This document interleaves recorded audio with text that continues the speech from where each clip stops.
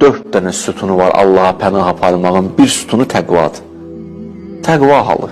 Gəlir səndə olsun ki, Allaha sığına biləsən. İnnəl-ləzinə ittəqav. Mənim təqvalı bəndələrim var.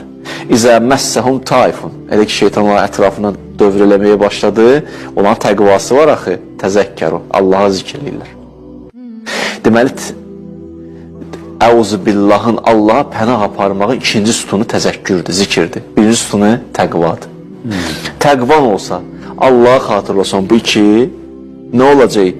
Fəizahum mubsirun. Allah sənə bir bəsirət edəcək, görürsən şeytan gəlir sənə tərəf uzaqlaşdırsan. Bu iki sütun. Amma üçüncü sütun nədir? Üçüncü sütun deyirlər ki, insanın Allaha sığınmasıdır. Şeytan özü deyir, İnnəhu leysə ləhu sultan ələl-ləzinə əmənu və alə rabbihim yətəvəkkəlun. Bəzi insanlar ki var, tamamən Allaha təvəkkül ediblər. Deyirlər, ilahi, sənə təvəkkül edirik. Şeytan onlara niyə bilmir? Sultan ola bilmir, hakim ola bilmir, istiqamət verə bilmir, onlar aldada bilmir. Bu da bir məsələ. Yaxşı.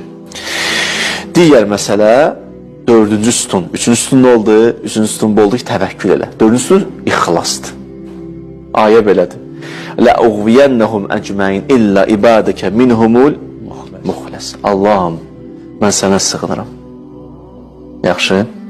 Daha doğrusu deyil, ləuğviyənnəhum əcməin. Şeytan deyir, onların hücum eləyəcək.